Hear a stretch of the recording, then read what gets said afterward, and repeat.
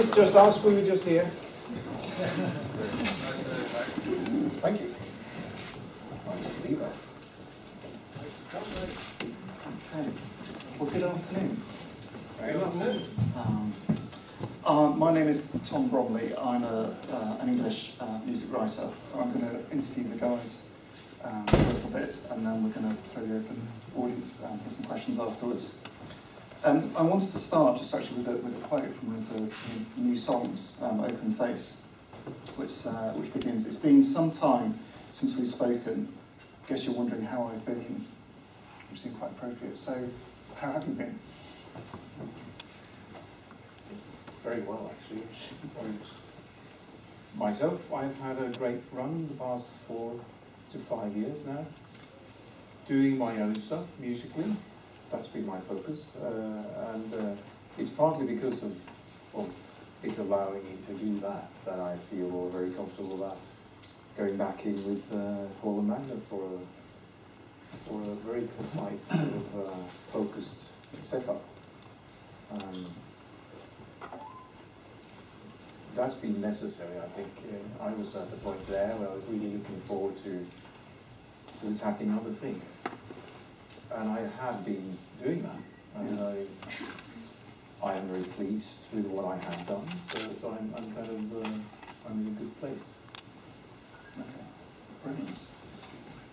And I know both of you, Paul, have been pretty busy as well. I've been super busy. I mean, in the last 5 years, I've released one song. Very, very busy.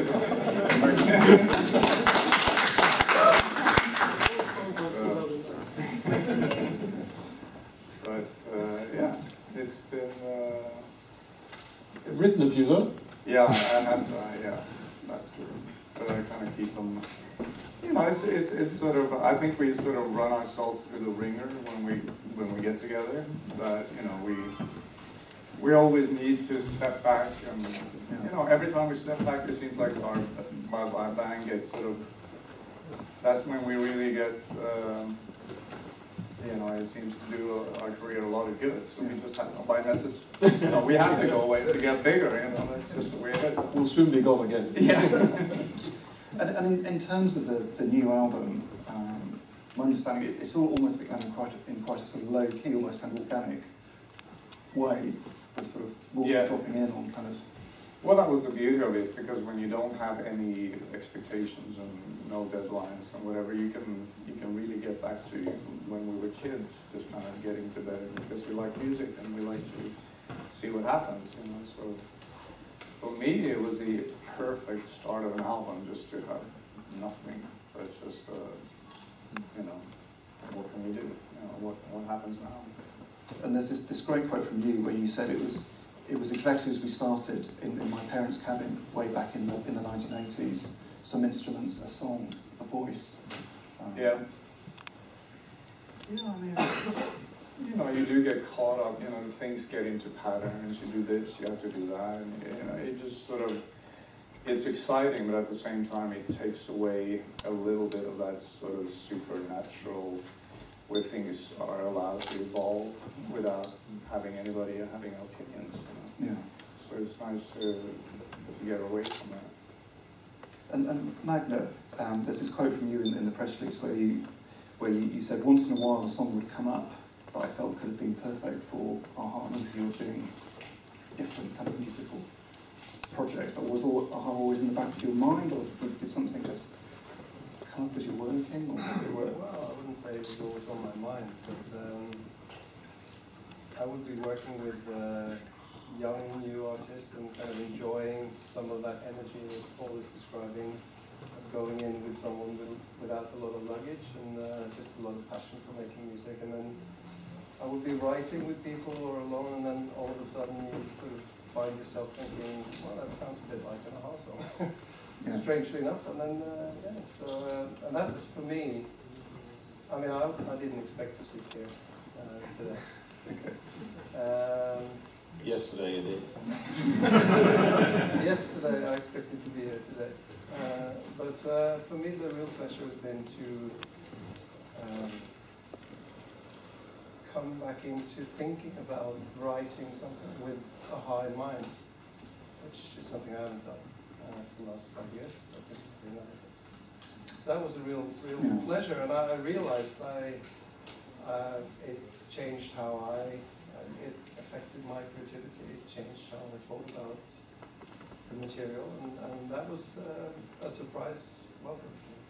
I mean, all of you have said in different bits just how much you actually enjoyed working on the new material. Maybe. We have to say that, that's yeah.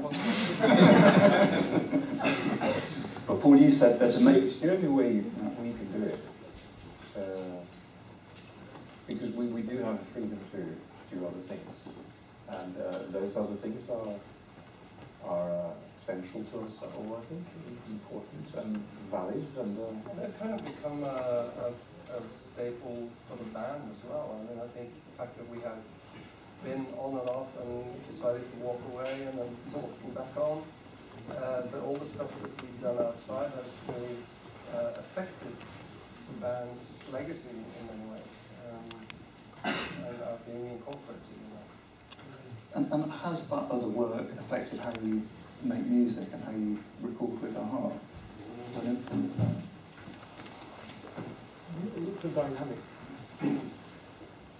interaction between being out of it, outside of it, looking in for that sake. And you don't look in, you start looking in because you find yourself all of a sudden responding to something. And then you start to think and you see, what are the, how would that be now? It has to come from inside, all of these things, no matter what you do, whether I record on my own. But these two guys here, I mean, if I was never part of a-ha and was just me the way I am with my connection to music and my abilities or whatever, Magda and Paul are one of the two people I would really like to work with. I'm not so sure about the third guy. But when it comes to the third guy, I would probably try and outshine him. So, again, it's a great opportunity that when it is allowed to happen naturally. Yeah. And there's a quote from, excuse me, there's a quote from Cast in Steel as well, where this line about sort of set in stone and cast in steel, and in a way that, to me, seems to encapsulate sort of where you are. You're very much, you're very comfortable with yourselves, you know who you are, and there's a kind of confidence there from that. Well, at least you know never to trust us, so when we say we go away, don't listen. But jokes aside, we did go away, and if that wasn't a genuine thing, and lived properly in a way, then it would never work. I think these things are quite simple. The mechanisms behind how these things work. It has to be real. It has to be perceived as real, and then the next process, next thing that comes along, is allowed to also be genuine. Yeah. So it should have been called casting clay, really. Yeah. It's very soft.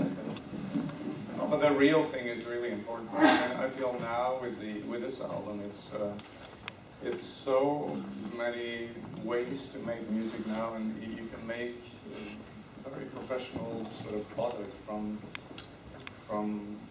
quite simple, just a computer and whatever. So for me, it was very important to just step away from that and just make everything handmade. There's nothing on this album that is from a drum library or a preset or whatever. Everything is sort of made from scratch. Yeah. You just build it up from a couple of... And it's got a very warm, kind of humane feel, the songs as well, I think, as a result of that. That's just who we are. I was going to ask about Alan Tarney, who I think has been involved in some of that. Yeah. How did that come about? Well, I just, it's so long since we've had he did the first 3 albums, and I just always felt that he really understood our thing, the last thing, we did a show in Albert Hall, and I invited him for that, and he came to my, he sat in the same next to my parents, and he said, "Oh, I'm the one that used to quarrel with in the 80s," So he has that sort of, he knows us before we were sort of us. Yeah. So it's kind of cool to go back to him, and you know, you can sort of set back the time and make it a little more naive again. It's all about just the song and how the whole thing, sort of how that chorus hits and how Morten sang it. It's a very sort of old school, but a lot of knowledge about music. He's just got that sort of no nonsense feel that I like, you know, I respect a lot. So it's been great to be in contact with him again. I hope he can be a part of this album. Brilliant. It may be worth interjecting that Paul is the one who's been working with Alan, and we've worked in very different ways, which is not something that's new to us. I mean, we have made quite a few albums like this where we are based in different places, working on our own material, and but with a-ha as the kind of overriding factor. I think the main difference now is that Morten, through his work over the last few years, has found a center for his creativity in mainly in Stockholm, I say. And so we've had really 3 camps working, shaping an album without really knowing, the left hand hasn't really known what the right hand has been doing. Which isn't new. Which isn't new, but which is, I think, has been embraced slightly differently this time. And, the Swedish people is problematic. Very close to home. Yeah. So I think I think there are colors and differences on this album that may not necessarily fall into that warm fuzzy version. I certainly have to own up to using some presets and drum machines on this one. But I think to a certain degree it's the type of album we can make at this point.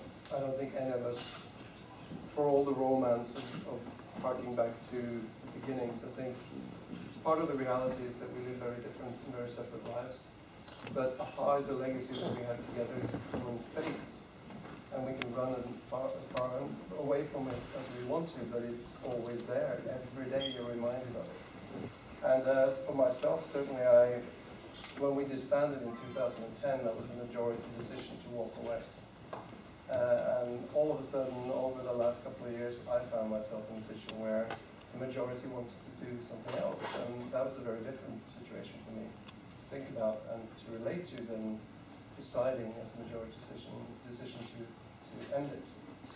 So, you know, without totally turning your life around, you sort of have to incorporate the whole history and make it work and make music that is meaningful to hopefully more than us. Definitely. I was going to ask as well. Just a little comment to that, just as you may understand it, the album Cast in Steel is being molded today as we speak. We don't know exactly how it's going to turn out either. There's a lot of songs to look into, and productions and directions to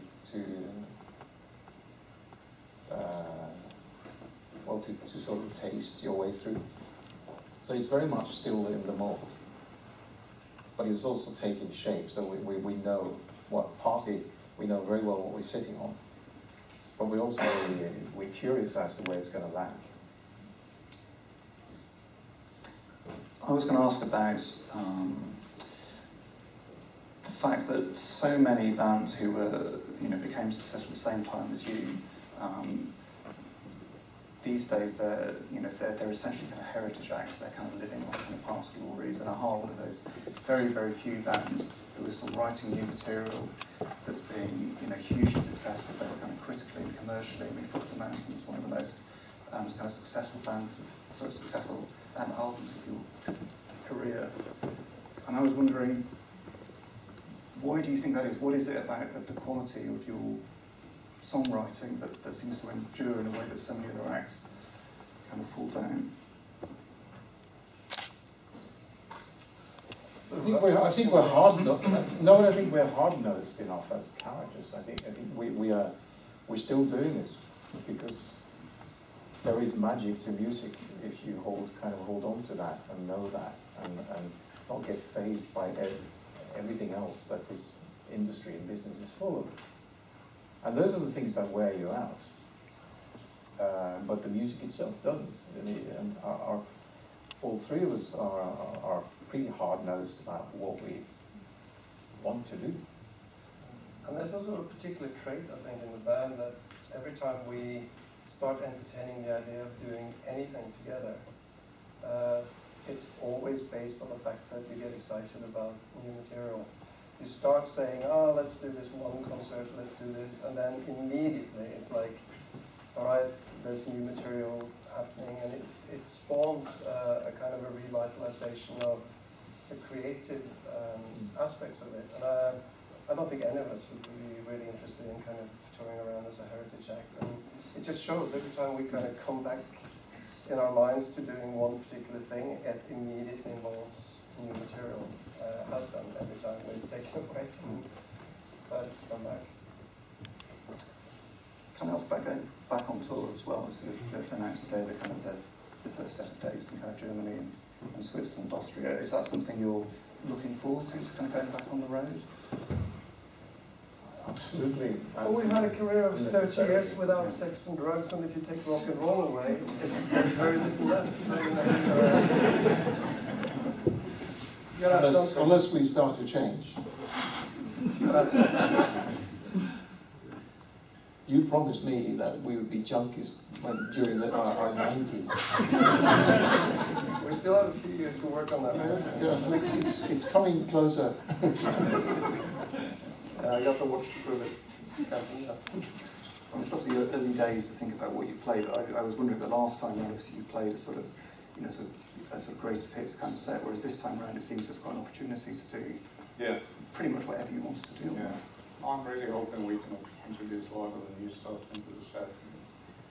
But it's always, we released maybe 30 singles, so if you're going to play them all, that's the whole, so we have to sort of carve space for the new stuff as well. But I think it's super important. And with the old songs, you think, we haven't played this for so long, it'd be nice to kind of get that out this way. Yeah, it becomes a puzzle. And one of the big tour dates obviously is the Rock in Rio concert in September, which you must all be looking forward to. Yeah, absolutely. Yeah, I sort of tricked a little bit into that. And the thing is, to do that, but it's just a good example, to do Rock in Rio, and to walk onto stage there and not do anything new at the same time feels very wrong.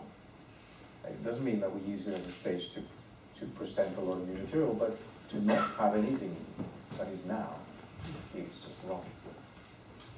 And that's one thing we have in common. Definitely.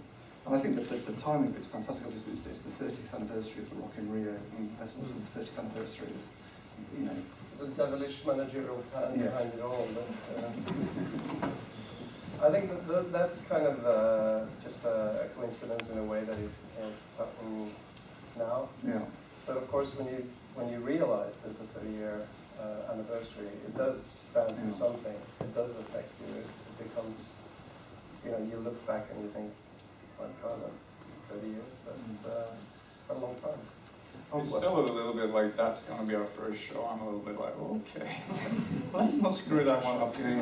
But we always did that. We always started with the difficult ones. Yeah.